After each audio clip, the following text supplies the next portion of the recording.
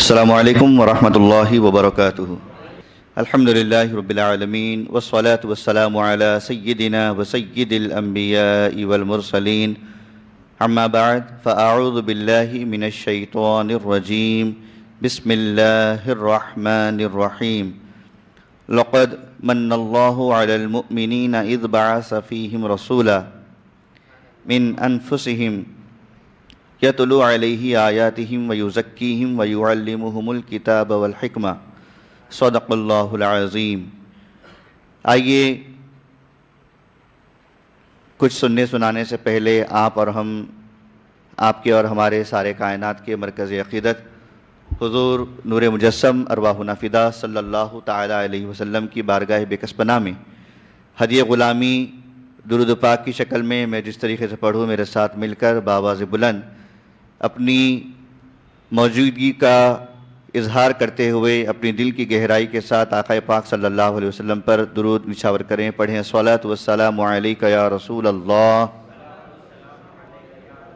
الصلاۃ والسلام علیک یا نبی اللہ، وعلی آلک واصحابک یا نبی اللہ صلی اللہ تعالی علیہ وسلم۔ اللہ رب العزت کا قرآن پاک میں ارشاد ہو رہا ہے، اپنے پاک مقدس کلام میں اللہ تعالیٰ ارشاد فرماتا ہے، سورہ آل عمران کی آیت نمبر 164 کا میں نے آپ کے سامنے ذکر کیا، اس کی تلاوت کرنے کا میں نے شرف حاصل کیا، جس میں اللہ رب العزت ارشاد فرماتا ہے، لقد من اللہ علی المؤمنین، کہ تحقیق کہ ہم نے مومنوں پر احسان فرمایا، اذ بعث فیہم رسولا، جبکہ ہم نے ان کے درمیان میں عظمت والے رسول کو بھیجا۔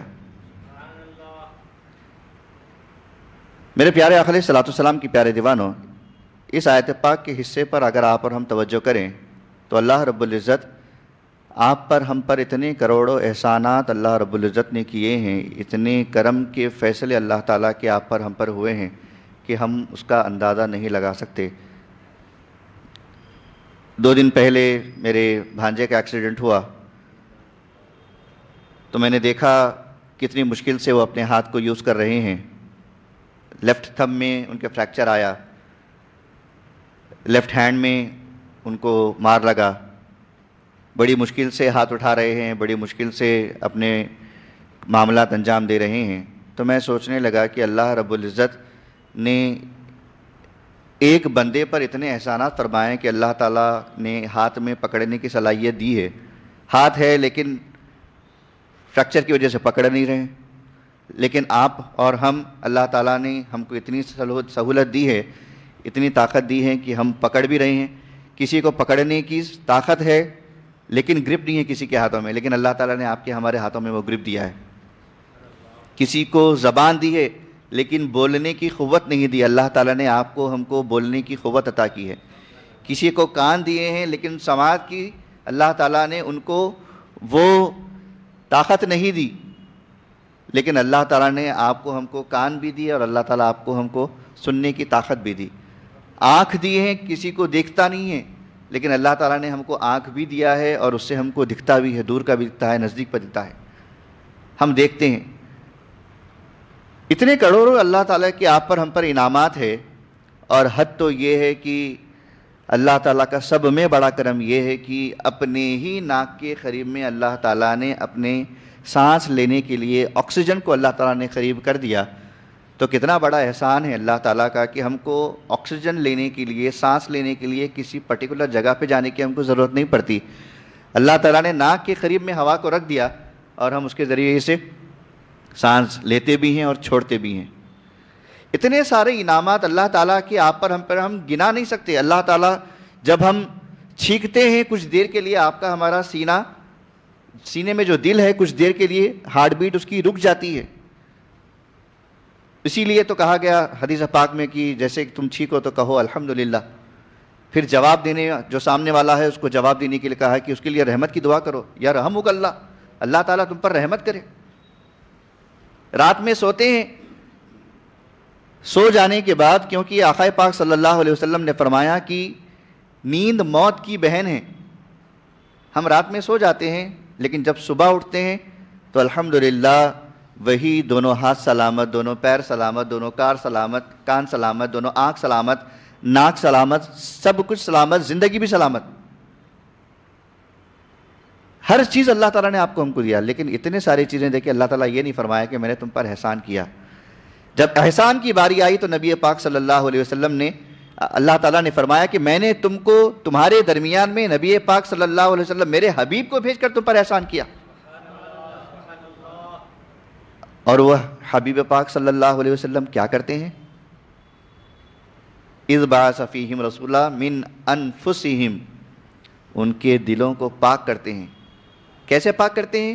یتلو علیہ آیاتہم، ان کے درمیان میں قرآن پاک کی تلاوت کرتے ہیں اور ان کے دلوں کو پاک کرتے ہیں۔ وَيُزَكِّيهِمْ وَيُعَلِّمُهُمُ الْكِتَابَ وَالْحِكْمَةَ، اور قرآن کے ذریعے سے، قرآن پاک کے ذریعے سے حکمت کی باتیں آقا پاک صلی اللہ علیہ وسلم ہم کو سکھاتے ہیں۔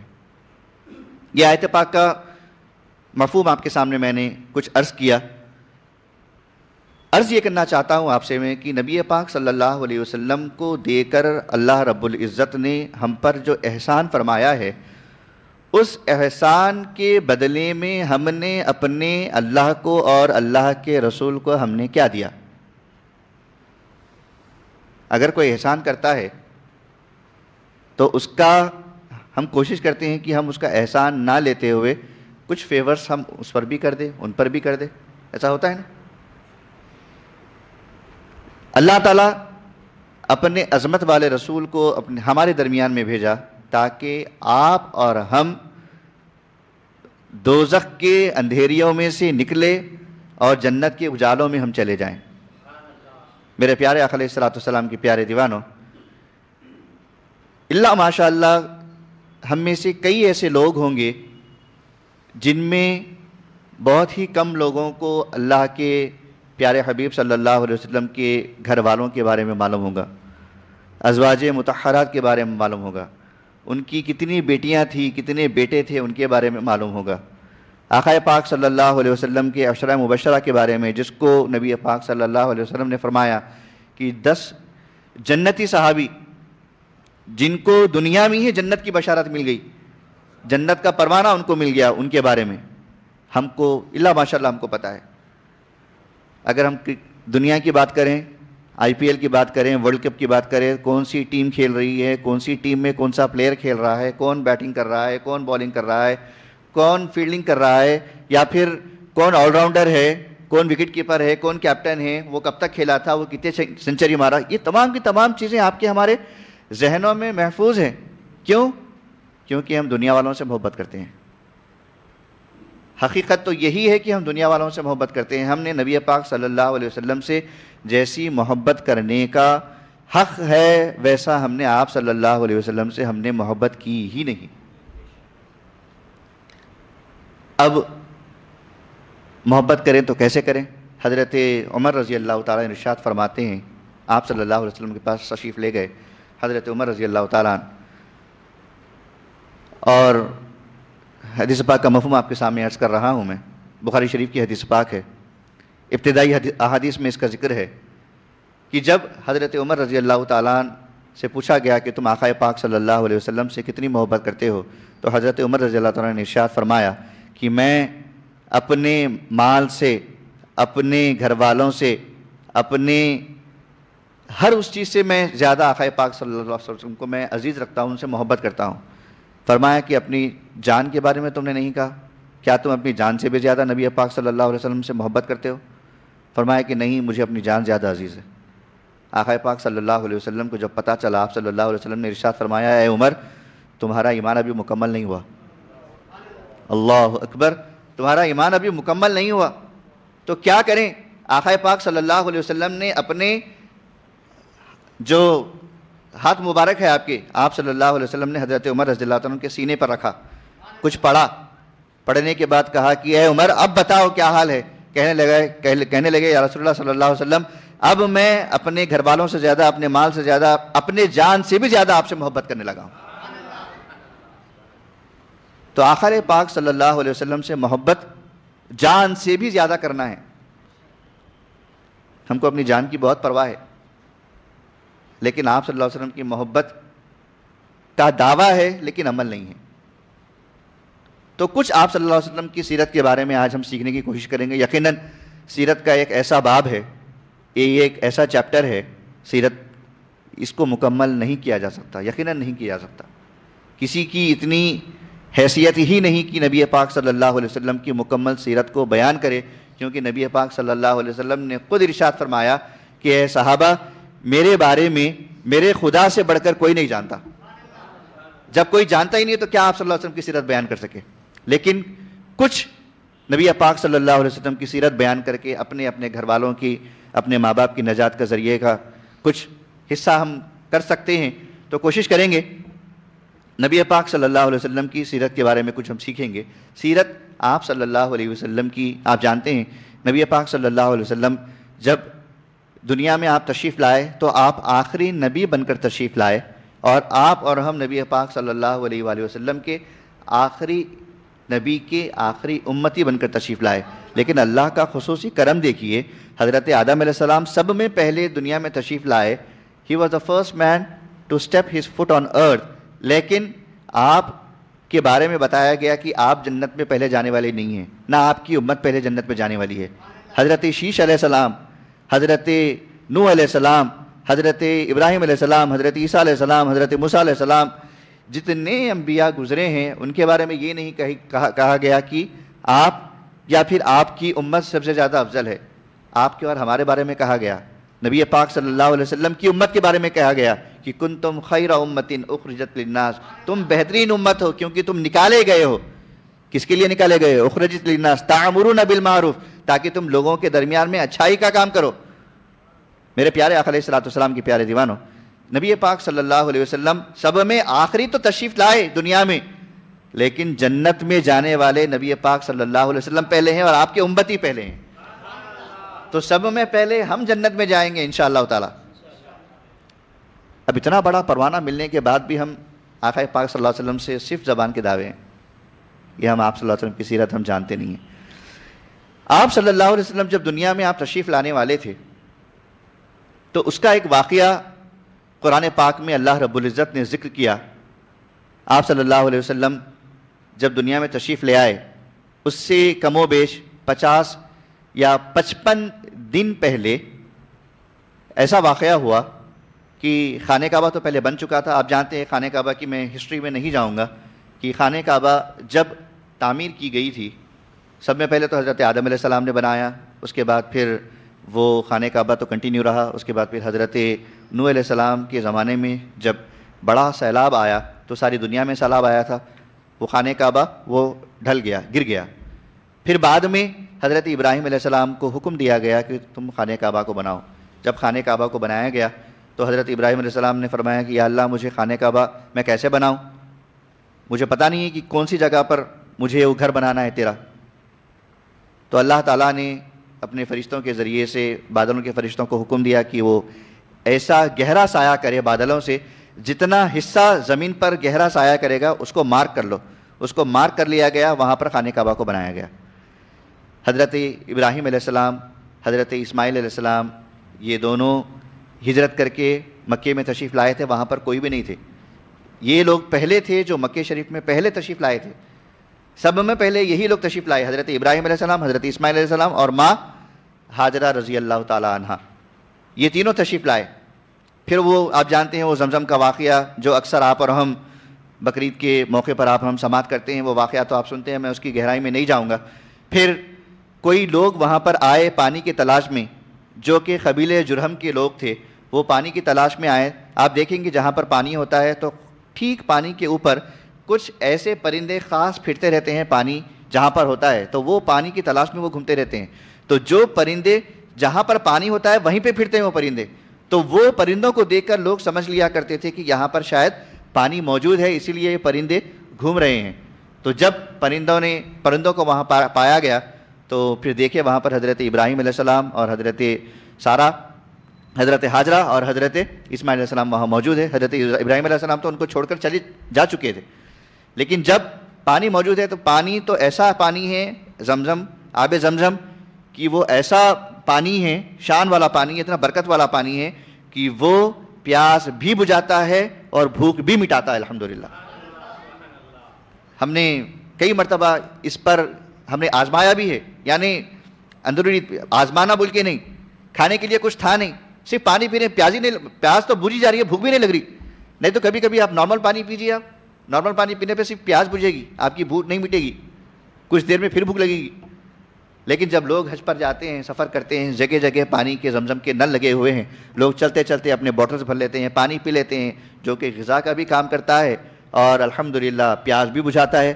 اور سب میں زیادہ اچھی بات تو یہ ہے کہ مائع زمزم, آب زمزم پینے کے بعد لوگوں کو اس کی حاجت بھی نہیں ہوتی زیادہ, یقیناً حاجت نہیں ہوتی. کیوں نہیں ہوتی؟ اللہ نوز بیٹر. میں آپ کو اپنا پرسنل ایکسپیرینس بتا رہا ہوں. آپ اتنا پانی پیجئے, 1 گھنٹے کے اندر آپ کو حاجت محسوس ہوگی. آپ آب زمزم پیتے جائیے, حاجت بھی محسوس نہیں ہوتی. یہ برکت والا پانی ہے, یہ بڑا کمال والا پانی ہے. کیوں نہ ہو حضرت اسماعیل علیہ السلام کے خدم مبارک سے جو نکلا ہو. میرے پیارے آقا علیہ السلام کے پیارے دیوانوں, تو وہاں پر قبیلے جرہم والے آئے, جو کہ یہ لوگ یمن سے آئے تھے, یہ لوگ عربی بولتے تھے, اور یہ حضرت ابراہیم علیہ السلام, اسماعیل علیہ السلام, یہ لوگ تبرانی بولتے تھے, تبرانی زبان بولتے تھے, یہ لوگ عربی نہیں بولتے تھے. تو کیونکہ یہ لوگ یمن سے آئے تھے, عربی بولنے والے, تو یہ لوگوں کے خاندان سے پھر حضرت اسماعیل علیہ السلام کا نکاح ہوا. پھر وہیں پر مکہ پاک میں عربی بولنا شروع ہوا, عربی بولی جاتی تھی وہاں پر. پھر وہاں ہوا یہ کہ انہی کے قبیلے میں ایک بندہ تھا, قبیلے جرہم کے قبیلے میں سے ایک بندہ تھا. وہ بندے نے سفر کیا کہیں پر. جب وہ جا کر سفر کیا تو وہاں دیکھا گیا کہ کچھ لوگ تصویریں بناتے ہیں اور بت بناتے ہیں. تو پوچھا گیا ان سے کہ تم ایسے تصویریں کیوں بناتے ہو؟ کہا کہ یہ ہمارے خاندان کے بڑے لوگ ہیں, یہ ہمارے خاندان کے بڑے بزرگ لوگ ہیں. یہ بزرگ لوگ جب ان کا انتقال ہو جاتا ہے تو ہم کو خدا کے قریب کرنے کے لیے کچھ لوگ, یعنی ہم کو کوئی ذریعہ نہیں ہے, تو ہوتا یہ کہ ہم بت بنا لیتے ہیں اور ہم ان کا تصور کرتے ہیں. ہم کو ان کا تصور کرنے سے خدا کا تصور آ جاتا ہے, کیونکہ باطل معبودوں کو مانتے تھے وہ لوگ. تو کہا کیا کیا جائے؟ تو جب ان کا انتقال ہو گیا تو لوگ رونے لگے, کہنے لگے کہ یہ کیسے ممکن ہے کہ ہمارے گھر کے اتنے بڑے خاندان کے یہ چلے گئے اور ہم خاموش رہیں, اب ہم کو خدا تک کون پہنچائے گا؟ پھر یہ لوگ, شیطان آیا, کہنے لگا کہ ٹھیک ہے تصویر بنا لو. وہ لوگ بولے کہ ہم کو تصویر نہیں معلوم, کس کو بولتے؟ شیطان کو کہا کہ میں بتاتا ہوں. پھر شیطان نے وہاں پر آ کر پھر تصویر بنائی. تصویر سے ہوتے ہوتے پھر بت بنائے گئے. پھر شیطان نے بت بنانے کے لیے کہا. پھر جب بت بنائے گئے تو پھر یہاں سے قبیلے جرہم کے لوگ, وہاں سے کوئی لوگ وہاں پر سفر کیے, تو وہاں پہ جو بت بناتے تھے وہ قبیلہ تھا قبیلے عمالقہ. تو یہ لوگ وہاں پر بت بناتے تھے اور بت بنا کر یہ لوگ پوچھتے تھے. تو یہاں کا بدبخت ایک آدمی جب وہاں گیا, وہاں جا کر وہ بت کو لے کر آیا. بت کو لے کر آ کر اس نے کہا کہ یہ اس طریقے کا بت اگر ہمارے بھی خاندان کی کسی بڑے کا اگر انتقال ہو جاتا ہے تو ہم بھی ایسا بت بنائیں گے. ایسا بت بناتے بناتے ہر قبیلے والے, کیونکہ مکے میں کافی سارے قبیلے تھے, یہ سارے قبیلے والے اپنے اپنے مکے کے جو اس زمانے کے سردار ہوا کرتے تھے, اپنے اپنے سرداروں کا یہ لوگ بت بنائے اور بت بنا کر انہوں نے خانہ کعبہ میں رکھا. تو ہوتا یہ تھا کہ ہر دن ایک بت کو نکالتے, پوجا کرتے, پھر رکھتے, پھر دوسرے دن نکالتے ایک بت کو, پوجا کرتے, رکھتے, تیسرے دن نکالتے, پوجا کرتے, رکھتے. حالانکہ وہ اللہ تعالیٰ کا گھر تھا. آہستہ آہستہ وہاں پر بت پرستی شروع ہو گئی. بت پرست تو تھے, لیکن ہر سال وہاں پر حج بھی ہوا کرتا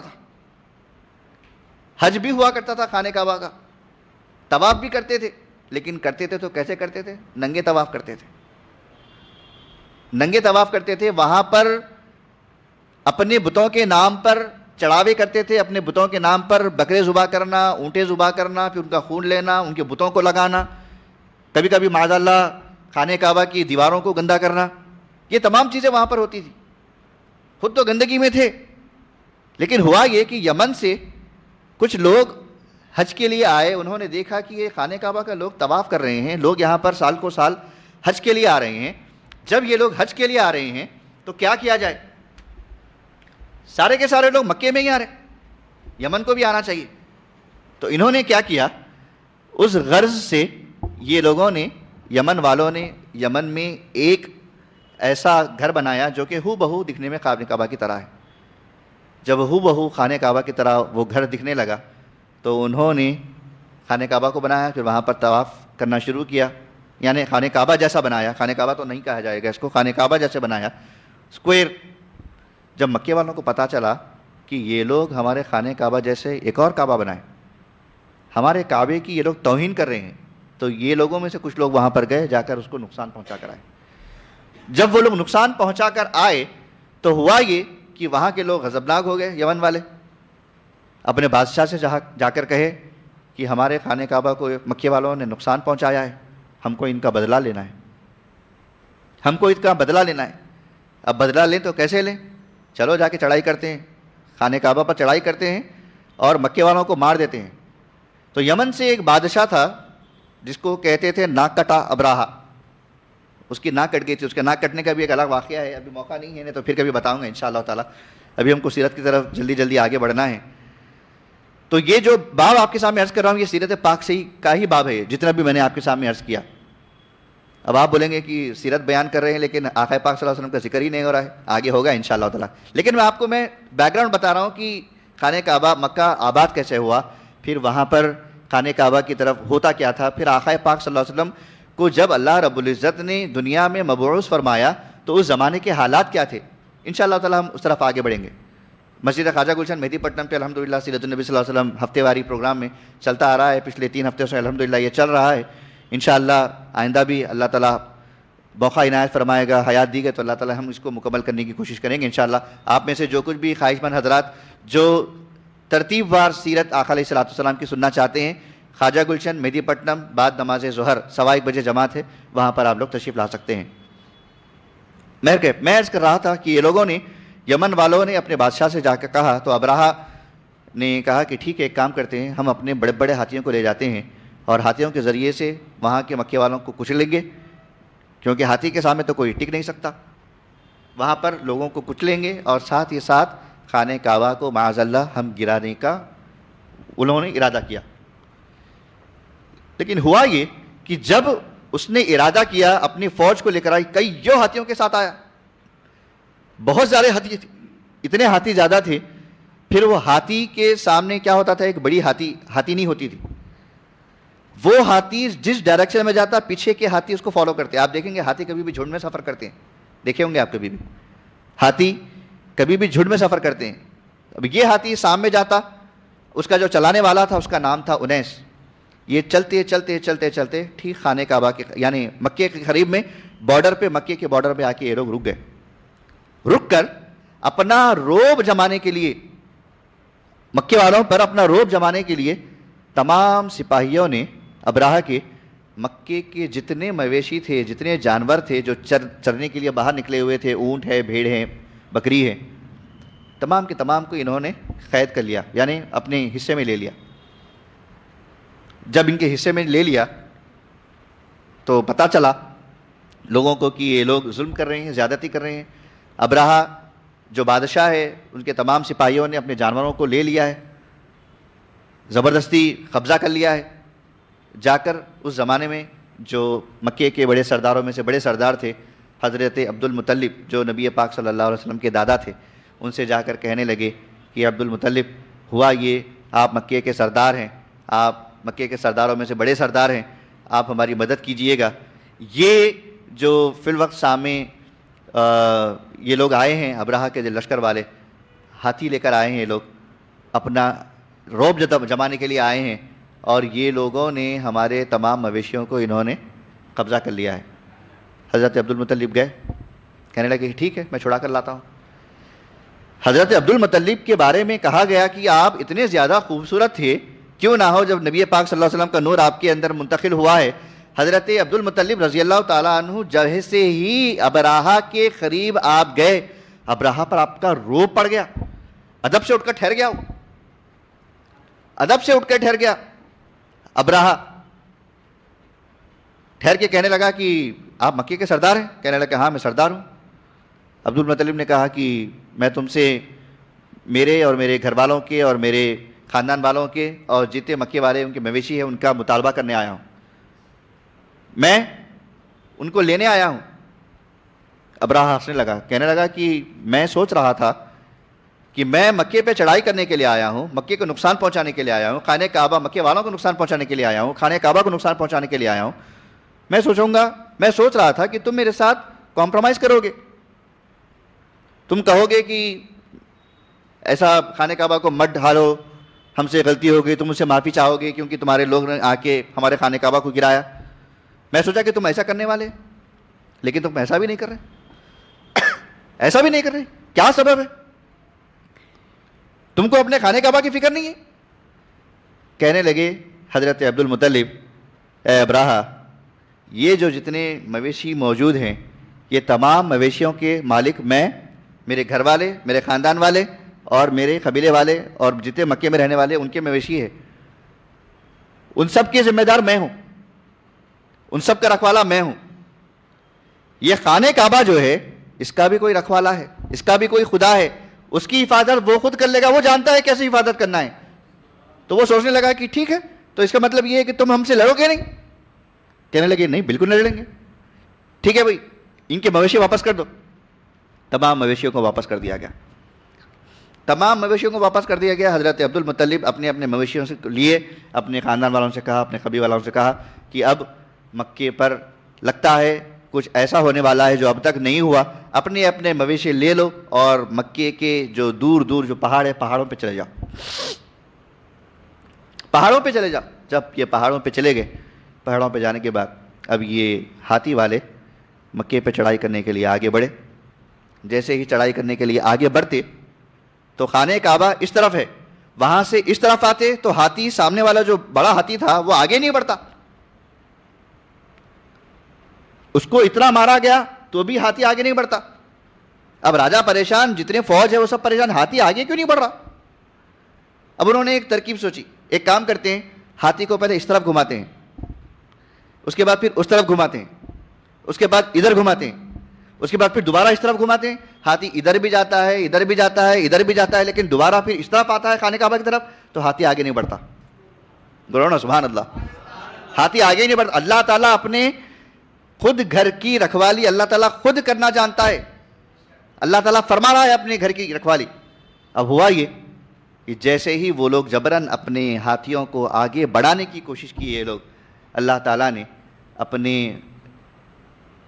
پرندوں کے جھنڈ کو بھیجا، حکم دیا، چھوٹے چھوٹے پرندے، پرندوں کے جھنڈ کو کہتے ہیں ابابیل۔ ابابیل پرندے کا نام نہیں ہے، پرندوں کے جھنڈ کو ابابیل کہتے ہیں۔ تو یہ ابابیل یعنی جو پرندے کا جھنڈ ہے، اپنی چونچ میں چھوٹا سا کنکر، اپنے پنجوں میں چھوٹے چھوٹے کنکر، وہ لے کر وہ لوگ مکے کی طرف بڑھے۔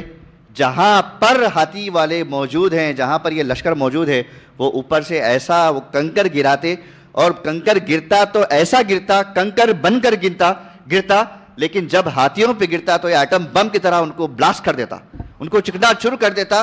یہ لوگ کھائے ہوئے بھوسے کی طرح ہو گئے، چبایا ہوا بھوسا۔ گائے کبھی جگالی کرتی ہے تو دیکھے ہوں گے، بھوسا جگالی کرتے کرتے باریک ہو جاتا، ان کا نام و نشان تک مٹ گیا۔ اور اسی سال اللہ رب العزت نے اپنے مقدس نبی آپ کے ہمارے آقا صلی اللہ تعالیٰ علیہ وسلم کو اللہ رب العزت نے دنیا میں مبعوث فرمایا، اور خانہ کعبہ کی اللہ تعالیٰ نے حفاظت کیا، خانہ کعبہ کی حفاظت کیا۔ اسی لیے تو خانہ کعبہ اتنا بہترین وہ گھر ہے، اسی لیے تو کسی نے کہا ہے، کعبے کی رونق کعبے کا منظر، اللہ اکبر اللہ اکبر، کعبے اللہ اکبر اللہ اکبر، دیکھو تو دیکھے جاؤ برابر، اللہ اکبر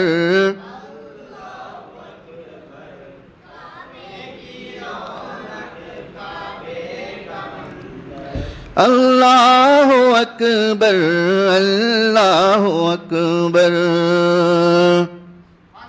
حیرت سے خود کو کبھی دیکھتا ہوں، حیرت سے خود کو کبھی دیکھتا ہوں، اور دیکھتا ہوں کبھی میں حرم کو لایا کہاں مجھ کو میرا مقدر اللہ اکبر اکبر اللہ اکبر اللہ اکبر کعبے کی رونق کعبے کا منظر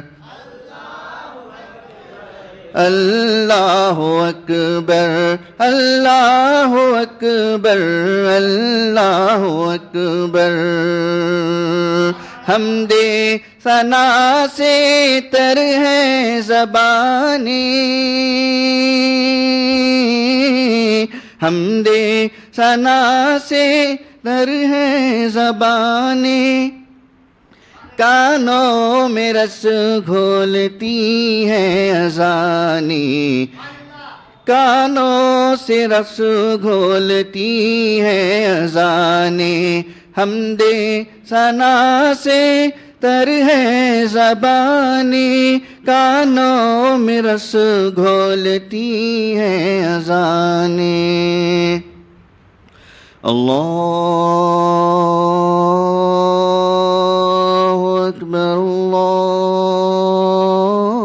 اللہ اکبر کیا پیاری اذان ہوگی وہاں کی حمد ثنا سے تر ہے زبانی کانوں میں رس گھولتی ہے اذانی بس ایک صدا آ رہی ہے برابر بس ایک صدا آ رہی ہے برابر اللہ اکبر اللہ اکبر کعبے کی رونق کعبے کا منظر اللہ اکبر اللہ اکبر جھم کر کہیں سبحان اللہ تو ہوا یہ کہ خانہ کعبہ کی اللہ تعالیٰ نے ایسی حفاظت کی اور اسی سال میں وہ واقعہ ہونا وہ واقعہ تو کسی بھی سال ہو سکتا تھا نا لیکن اللہ تعالیٰ نے نبی پاک صلی اللہ علیہ وسلم جس مہینے میں پیدا ہوئے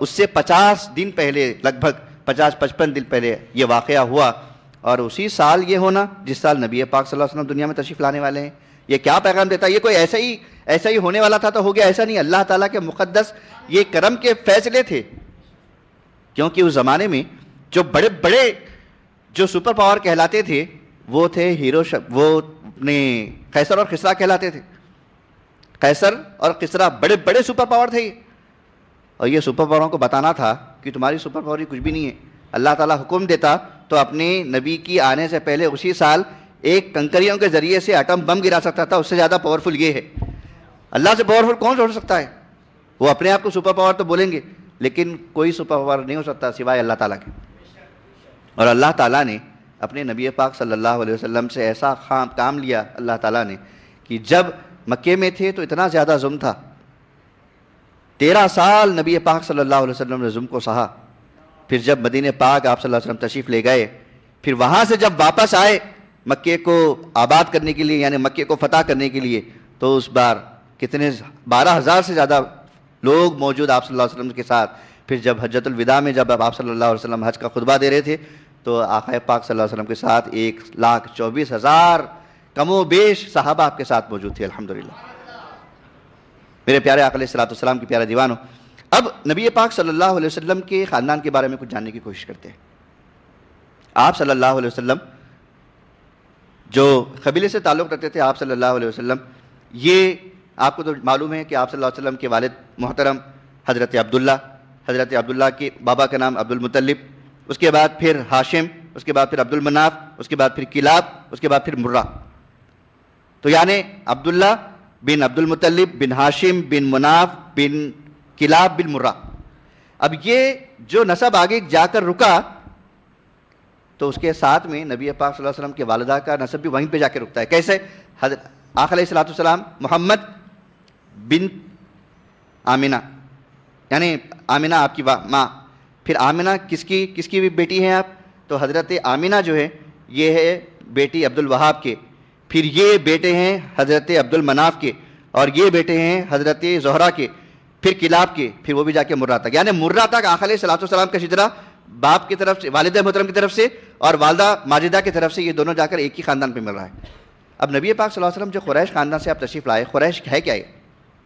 ہم بولتے ہیں نا قریش قبیلے کے آپ ہیں، میں خود بھی خرشی ہوں، میں بھی قریش قبیلے سے ہوں الحمدللہ، اسی لیے میرے نام کے ساتھ قریشی لگا گیا ہے۔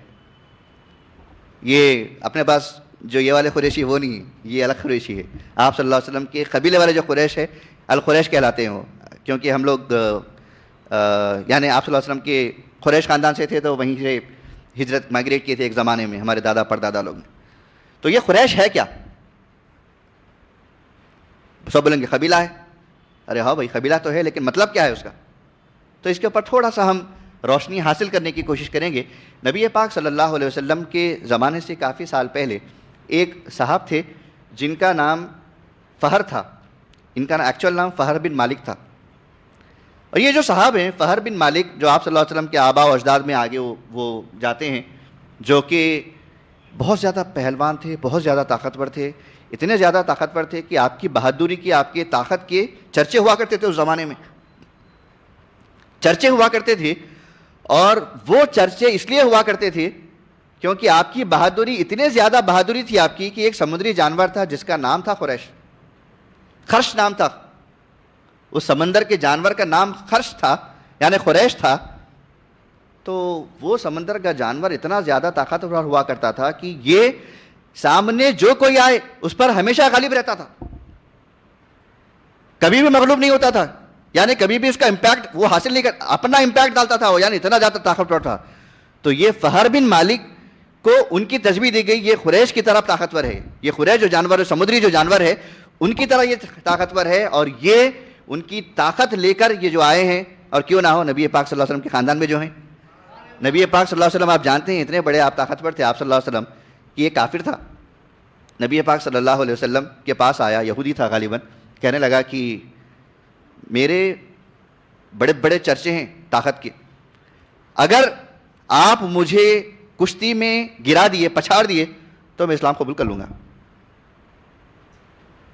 آقا علیہ السلام نے کہا کہ سوچ لو۔ اس نے کہا کہ ٹھیک ہے۔ اور آپ صلی اللہ علیہ وسلم کی جو آپ صلی اللہ علیہ وسلم کی سیرت میں لکھا گیا ہے کہ آپ صلی اللہ علیہ وسلم نہ زیادہ آپ کافی لمبے تھے نہ آپ پست تھے، لیکن جب لمبوں سے لمبوں میں آپ کو ٹھہرایا جاتا، نبی پاک صلی اللہ علیہ وسلم آپ پہ موجود رہتے تو لمبوں سے بھی آپ لمبے آپ صلی اللہ علیہ وسلم دکھائی دیتے تھے، سب میں لمبے آپ دکھتے تھے۔ یہ آپ صلی اللہ علیہ وسلم کا معجزہ تھا یہ، اور اتنے زیادہ حسین آپ صلی اللہ علیہ وسلم ہوا کرتے تھے کہ لوگ پہلی نظر میں دیکھ کے آپ پر گرفتار ہو دیتے تھے، آپ پر ایمان لانے کے لیے۔ اب وہ کافر کہنے لگا کہ ٹھیک ہے سوچ لو، آقا علیہ السلام نے فرمایا کہ سوچ لو۔ وہ یہودی کہنے لگا کہ منظور ہے، لیکن میرے کو گرانا۔ آقا علیہ السلام نے جب منظوری کے ساتھ آپ صلی اللہ علیہ وسلم نے جیسے اکھاڑے میں آپ تشریف لے آئے، ایک ہی بار میں وہ بڑا پہلوان گر گیا نیچے، آپ صلی اللہ علیہ وسلم اس پر حاوی ہو گئے۔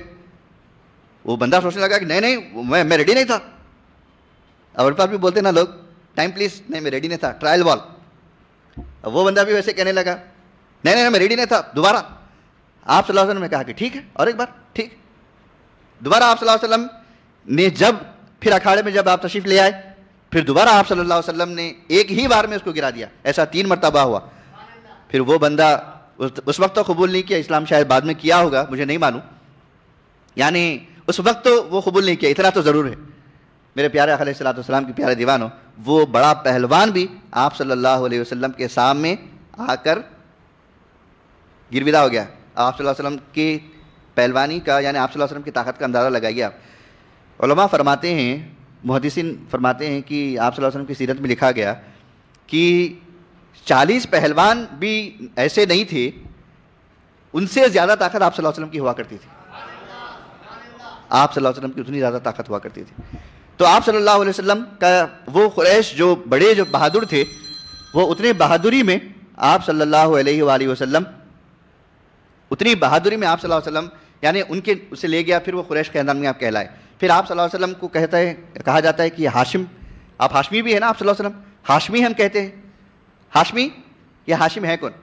یہ ان کا اصل نام تھا عمر، اور یہ جو عمر صاحب ہیں مکے میں جب بھی، جیسے کہ میں نے آپ سے کہا کہ اس زمانے میں بھی حج ہوا کرتا تھا، تو اس زمانے میں جب حج ہوا کرتا تھا تو حج کے معاملات میں ایک مرتبہ سوکھا پڑ گیا، اتنا زیادہ سوکھا پڑ گیا کہ نبی پاک درود پاک پڑھیے، اللہم صلی علی محمد وعلی آل محمد وبارک وسلم، صلاۃ و سلام علیک یا رسول اللہ صلی اللہ تعالی علیہ وسلم. تو اتنا زیادہ سوکھا پڑ گیا کہ اب مکے میں جتنے لوگ حج کے لیے آئے ہیں ان کے پاس کھانے کے لیے برابر کھانا نہیں ہے، کھانا موجود ہی نہیں ہے، لیکن لوگ حج کو آ رہے ہیں. تو جیسے پتہ چلا حضرت عمرو کو، جب پتہ چلا تو انہوں نے مکے میں سوکھی روٹیوں کو لے کر آیا، اور لے کر آ کے وہاں پر جتنے حجاج کرام موجود تھے ان کو کبھی دودھ میں کبھی شیروے میں وہ سوکھی روٹی کو ڈال کر اس کا چورا بنا کر، جیسا ملیدہ بولتے ہیں نا، ملیدہ بنا کر اس کا شیروا بنا کر لوگوں کو وہ کھلایا کرتے تھے. تو ان کا نام وہاں پہ پڑا ہاشمی. ہاشمی کا مطلب ہے سوکھی روٹیوں کو چور کر کھلانے والا، ان کا نام وہاں پہ پڑ گیا ہاشمی. تو نبی پاک صلی اللہ علیہ وسلم کے خاندان میں بھی لوگ، آبا و اجداد میں بھی وہاں پر آپ صلی اللہ علیہ وسلم کے وہ لوگ کھلانا پسند کرتے تھے، اور آپ صلی اللہ علیہ وسلم بھی کھلانے کو پسند کرتے ہیں، اور ہم بھی الحمدللہ کھلانے کو پسند کرتے ہیں. بہانہ تلاش کرتے ہیں، کبھی میلاد میں کھلائیں گے، کبھی 11ویں کر کے کھلائیں گے، کبھی درود کی محفل کر کے کھلائیں گے، کبھی آیت کریمہ کر کے کھلائیں گے، لیکن کھلانا ہی کھلانا ہے. آئندہ ہفتے جب موقع ملے گا انشاءاللہ تعالیٰ تو آپ کو کھلانے کے بارے میں اور کنگھی کرنے کے بارے میں آپ کو ایک سنت بتاؤں گا، بڑی پیاری سنت ہے، اور نہیں کرنے سے کیا نقصان ہے وہ بھی آپ کو بتاؤں گا انشاءاللہ تعالیٰ، اگر مجھے سنت بیان کرنے کا موقع ملے تب انشاءاللہ عز و جل. ٹھیک ہے، کوشش کریں گے ہم، کیونکہ آئندہ ہفتے وہ دوسرا ہفتہ ہے ہمارا، 14 کو آئے گا غالباً. 14 کو انشاءاللہ عز و جل یہاں پر ممبئی سے تشریف لانے والے ہیں جناب مولانا قاری محمد موسیٰ نوری صاحب. یہ ممبئی کے مبلغ ہیں، بڑے مقبول ماشاءاللہ. آپ وہاں پہ آپ کیمیکل انجینئر ہیں بائی پروفیشن، عالم بھی ہے، پھر ماشاءاللہ بہت دینی خدمات ہے آپ کی، انشاءاللہ وہ رہیں گے. اور آپ کے لیے ہمارے لیے سب میں اہم پیغام یہ ہے کہ انشاءاللہ عز و جل آئندہ ہفتے یہاں پر آقا پاک صلی اللہ علیہ وسلم کی آثار مبارک کی زیارت کرائی جائے گی انشاءاللہ. تو میری آپ سے گزارش ہے کہ اکیلے نہ آئیں، اپنے ساتھیوں کو لے کر آئیں. انشاءاللہ عز و جل ہم آقا پاک صلی اللہ علیہ وسلم کے منہ مبارک کی زیارت بھی کریں گے، اس کی برکتیں بھی سیکھیں گے، سنیں گے، اور انشاءاللہ تعالیٰ آگے ہم اگر موقع ملا تو پھر اس کے آئندہ کے اسباق میں انشاءاللہ آپ کے سامنے ہم کچھ ایسے واقعات آقا علیہ السلام کی سیرت کے متعلق آپ کے سامنے ہم رکھنے کی کوشش کریں گے جو نبی پاک صلی اللہ علیہ وسلم کی سیرت سے متعلق ہے. میں سوچ رہا تھا کہ آپ صلی اللہ علیہ وسلم کی پیدائش تک جاؤں، لیکن کیونکہ ہم 11 بجے پروگرام کو ہم مکمل کرتے ہیں، اگر آپ اجازت دیتے ہیں تو کچھ ایسے واقعات جو نبی پاک صلی اللہ علیہ وسلم کے پیدائش کے وقت ہوئے تھے اور پیدائش کے بعد کے جو واقعات ہیں، تھوڑے تھوڑے بات کہتے ہوئے میں اپنی بات کو سمیٹنے کی کوشش کروں گا. 11 بجے ذکر کر کے 15 منٹ میں ذکر دعا کر لیں گے، 11:15 تک ختم کریں گے، چلے گا؟ کیونکہ ہم 11 بجے ختم کرتے ہیں ہمیشہ، تو 11:15 تک اس کو تھوڑا سا کنٹینیو کر لیتے ہیں اگر آپ اجازت دیتے ہیں تو. کیونکہ ہم نے لکھا ہے سوشل میڈیا میں 9 سے 11، پھر لوگ کمپلین بھی کرتے ہیں کہ بھائی 11 بجے بولتے ہیں پھر 11:15 تک چلاتے ہیں، ایسا کیسا ہوگا؟ تو میں کوشش کروں گا جلدی اس کو آگے بڑھنے کی. اللہم صلی علی محمد وعلی آل محمد وبارک وسلم، صلاۃ و سلام علیک یا رسول اللہ صلی اللہ تعالیٰ علیہ وسلم. تو نبی پاک صلی اللہ علیہ وسلم جب دنیا میں آپ صلی اللہ علیہ وسلم تشریف لے آئے تو آپ حضرت آمنہ خاتون رضی اللہ تعالیٰ عنہ کے جب آپ شکم میں موجود تھے تو حضرت آمنہ خاتون کہتی ہیں کہ میرے پیٹ میں کبھی درد ہی نہیں ہوا، کبھی بھی درد نہیں ہوا، اور جب میں راستے سے گزرتی تو مجھے خوشخبری کی، بشارت کی مبارکبادیاں پیش ہوتی تھی مجھ کو. چلتے چلتے لوگ کوئی اگر کہہ رہے، کوئی لوگ ساتھ میں ہیں تو پتہ چلے گا کہ ارے فلاں بندہ کہہ رہا ہے، لیکن آپ راستے سے جا رہے ہیں، سنسان روڈ ہے اور درخت وہاں پہ موجود ہے، آپ کے ابشری یا آمنہ ابشری، یعنی مبارک ہو اے آمنہ، بشارت ہو آپ کو، خوشخبری ہو آپ کو اے آمنہ. اب یہ سوچنے لگے کہ خوشخبری کس کی خوشخبری، کون بول رہے ہیں؟ پلٹ کے دیکھ رہے ہیں آپ، کوئی بھی نہیں ہے. پھر چلتے چلتے آپ پتھروں سے آواز آتی ہے ابشری یا آمنہ ابشری، مبارک ہو اے آمنہ، یا آمنہ آپ کو مبارک ہو. اب یہ سنتے یہ سوچنے لگتے کہ ابھی تک میرے ساتھ کبھی ایسا نہیں ہوا. عام ماں اگر ہوتی تو ان کے پیٹ میں درد ہونا شروع ہوتا، لیکن حضرت آمنہ فرماتی ہیں جب نبی پاک صلی اللہ علیہ وسلم میرے شکم میں موجود تھے کبھی مجھے پیٹ میں درد نہیں ہوا. عام بچہ جب پیدا ہوتا ہے تو یہ بدبودار پیدا ہوتا ہے، لیکن نبی پاک صلی اللہ علیہ وسلم جب دنیا میں تشریف لے آئے تو مشک و عنبر سے زیادہ خوشبو لے کر تشریف لے آئے. عام بندہ ننگا پیدا ہوتا ہے، نبی پاک صلی اللہ علیہ وسلم مخمل کے رومال میں آپ باندھے ہوئے تشریف لے آئے. عام بندہ پیدا ہوتا ہے تو آنے کے بعد بچہ پیدا ہوتا ہے تو ختنہ کرنا پڑتا ہے. نبی پاک صلی اللہ علیہ وسلم جب پیدا ہوئے, آپ تشریف لے آئے دنیا میں, تو آپ ختنہ شدہ تشریف لے آئے. عام بندہ جب پیدا ہوتا ہے تو روتے ہوئے پیدا ہوتا ہے. نبی پاک صلی اللہ علیہ وسلم دنیا میں آپ تشریف لے آئے تو آپ مسکراتے ہوئے پیدا ہوئے. عام بندہ جب دنیا میں پیدا ہوتا ہے تو عام بندہ روتا ہے, اپنی ماں کو یاد کرتا ہے. لیکن جب نبی پاک صلی اللہ علیہ وسلم دنیا میں تشریف لے آئے تو آپ نے اللہ اکبر اللہ کا نام آپ نے پہلے لیا. میرے پیارے آقا علیہ الصلوۃ والسلام کے پیارے دیوانوں, کیا کہنے نبی پاک صلی اللہ علیہ وسلم کے. افضل البشر ہیں آپ صلی اللہ علیہ وسلم, اور ایسے نبی ہیں جو کہ تمام نبیوں میں سب میں افضل ہے, تمام نبیوں کے سب میں آخری آئے. لیکن معراج میں جب آپ تشریف لے گئے تو امامت نے آپ نے کی, امامت کا شرف آپ کو ملا نبی پاک صلی اللہ علیہ وسلم کو. اب ہوا یہ, اس مکے میں کیا ہوتا تھا اس زمانے میں, جب بھی کوئی بچے پیدا ہوتے تو بچوں کو دودھ پلانے کے لیے گاؤں سے مائیں آتی تھی, گاؤں سے مائیں آتی تھی جو دودھ پلانے والی مائیں ہیں. تو جب نبی پاک صلی اللہ علیہ وسلم جب آپ تشریف لے آئے دنیا میں, تو نبی پاک صلی اللہ علیہ وسلم جیسے ہی آپ تشریف لے آئے تو واقعہ یہ ہوا کہ دودھ پلانے والی ماؤں کو طلب کیا گیا, یعنی کمپٹیشن ہوتا تھا وہاں پہ. تو لوگ کیا کرتے تھے, دودھ پلانے والی مائیں وہاں پر آ کر مالداروں کے بچوں کو لے جاتے تھے تاکہ مالداروں کے بچوں کو لے کر جائے, دودھ پلائے تو ان سے زیادہ مال حاصل کر سکے. لیکن حضرت دائی حلیمہ جب نبی پاک صلی اللہ علیہ وسلم کو, حالانکہ وہ آئے تھے نبی پاک صلی اللہ علیہ وسلم کو لینے کے ارادے سے نہیں آئے تھے, وہ تو کوئی بھی بچہ مل جائے تو لے کے چلے جاؤں گے اس ارادے سے آئے تھے. تو حضرت دائی حلیمہ جب تشریف لائے تو پورے قبیلے والوں کے ساتھ نکلتے تھے, اکیلے تو نہیں نکلتے تھے عورتیں. تو قبیلے والوں کے ساتھ آپ جب تشریف لے آئے تو دائی حلیمہ کی جو اونٹنی یا خچر جو بھی ہے وہ بیمار ہے, بالکل آہستہ آہستہ آہستہ وہ چل رہی ہے. لیکن دوسرے قبیلے والے, ان کا جانور طاقتور تھا, جلدی آگے بڑھ گئے, مکے میں جلدی آئے, مالداروں کے بچے ان کو ملے, اور سب میں آخری میں جو رہ گئے تھے وہ نبی پاک صلی اللہ علیہ وسلم, اور کچھ چھوٹے بچے رہ گئے تھے. اب مالداروں کے ان کے باپ کے نام کے بارے میں پوچھا جاتا تو لوگ بولتے کہ ان کا فلاں باپ, ان کا جو ہے سو فلاں مالدار ہے, وہ فلاں رئیس ہے, وہ قبیلے کا سردار ہے, ایسا ہے ویسا ہے. تو پھر ان کو جلدی لے لیا جاتا, مائیں ان کو لے لیتے. اس کے بعد پھر ہوا یہ کہ جب دائی حلیمہ رضی اللہ تعالی عنہ تشریف لے آئے تو پوچھا کہ یہ ان کے والد کون ہیں. بتایا گیا کہ ان کے والد کا انتقال جب ان کے اپنی ماں کے پیٹ ہی میں تھے تو ان کے والد کا انتقال ہو چکا تھا. کہنے لگے کہ اب معاذ اللہ یہ یتیم بچے کو میں لے جاؤں گا تو پیسے کون دیں گے, ان کے پیسے, والد تو موجود نہیں ہیں. تو ان کے دادا وہاں پہ موجود تھے, عبد المطلب, کہنے لگے کہ میں ان کی کفالت لیتا ہوں, تم کو جو ہونا میں دوں گا انشاءاللہ تعالی. حضرت آمنہ کہ میں ہوں نا, میں دوں گا, میں دوں گی انشاءاللہ.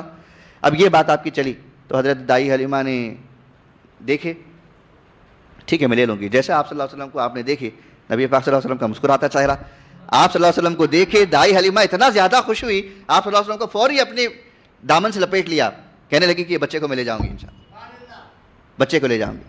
اب دائی حلیمہ فرماتی ہیں جب میں آ رہی تھی مکے کو تو میری سواری اتنا زیادہ رک رک کر آ رہی تھی, جھک جھک کر آ رہی تھی, روک روک کر آ رہی تھی, اتنا زیادہ بیمار تھی, تو وہ بیماری کی وجہ سے میں سب میں آخری آئی. لیکن جب نبی پاک صلی اللہ علیہ وسلم کو لے کر جب میں واپس جانے لگی تو تمام قبیلے والے پہلے نکل چکے تھے, میں ان کو ڈیفیٹ کر کے میں سب میں پہلے اپنے شہر پہنچ گئی. اب ان کی اونٹنی کیوں نہ ہو, آقا علیہ الصلوۃ والسلام جب اونٹنی پہ بیٹھے تو اونٹنی پہ طاقت تو نہیں آئے گی, کیسے نہیں آئے گی. آقا علیہ الصلوۃ والسلام کی اونٹنی پہ بیٹھے اور آپ صلی اللہ علیہ وسلم کے ساتھ آپ جب چلے گئے تو حضرت دائی حلیمہ رضی اللہ تعالیٰ عنہ فرماتی ہیں کہ میں نے دیکھا کہ آپ صلی اللہ علیہ وسلم جب تشریف لے جا رہے تھے اونٹنی پر تو میری اونٹنی میں دودھ نہیں تھا. راستے میں جب ہم رکے بھوک کے لیے, پیاس کے لیے, یعنی کھانا کھانے کے لیے, تو میری اس اونٹنی سے جس میں دودھ نہیں تھا, تھن میں دودھ موجود نہیں تھا, اس تھن سے دودھ ٹپکنے لگا. میں نے فوری دودھ نچوڑا, میں نے بھی پیا, اور الحمدللہ وہ دودھ پینے سے الحمدللہ مجھے بھی جو ہے سو دودھ آ گیا. پھر میں نبی پاک صلی اللہ علیہ وسلم کو میں سیر کرنے لگی. اور آپ صلی اللہ علیہ وسلم کا انصاف کا وہ معاملہ دیکھیے, اس چھوٹی سی عمر میں نبی پاک صلی اللہ علیہ وسلم ایک ہی سیدھی جانب کا آپ دودھ پیا کرتے تھے, حضرت دائی حلیمہ کا, بائیں جانب کا آپ دودھ نہیں پیتے تھے. ان کے ایک دودھ شریک بھائی یا بہن تھے, عبداللہ یا شیمہ, یہ دونوں میں سے کوئی ایک. شیمہ بہن تھی آپ کی دودھ شریک بہن, کہ کوئی روایت میں بتایا گیا کہ آپ کے ایک دو شریک بھائی بھی تھے، تو بھائی ہو یا بہن ہو، دونوں بھی ہو، کوئی بات نہیں، لیکن ایک ہی طرف کا نبی پاک صلی اللہ علیہ وسلم نے دودھ کا استعمال کیا۔ اس سے پتہ یہ چلا بچپن ہی سے نبی پاک صلی اللہ علیہ وسلم میں اتنی سمجھ ہوا کرتی تھی، عام بندوں میں نہیں ہوتی تھی۔ حضرت دائی حلیمہ فرماتی ہیں کہ حضرت آقا پاک صلی اللہ علیہ وسلم عام بچہ جیسا بڑھتا ہے تو عام بچہ 40 دن میں جتنا بڑھتا ہے، نبی پاک صلی اللہ علیہ وسلم ایک دن میں اتنا بڑھتے تھے، ایک دن میں اتنا بڑھتے تھے۔ میرا وقت ہو چکا ہے، اشارے بھی مل رہے ہیں، انشاءاللہ آئندہ ہم کنٹینیو کریں گے، ذکر دعا کو لیٹ ہو جائے گی انشاءاللہ تعالی۔ میں کافی باتیں آپ کو میں آخر صلی اللہ علیہ وسلم کی فضیلتوں کے بارے میں بتانا چاہتا تھا، میلاد پاک کے حوالے سے۔ آپ صلی اللہ علیہ وسلم جب تشریف لے آئے تو کیا معاملہ ہوا، ایک واقعہ کہتے ہوئے اپنی بات کو میں ختم کروں گا۔ سویبہ نامی ایک باندی تھی جو کہ ابو لہب کی باندی تھی۔ ابو لہب جانتے ہیں، تبت یدا ابی لہب، جس کے نام پہ یہ سورہ ہی پورا مکمل ہوا۔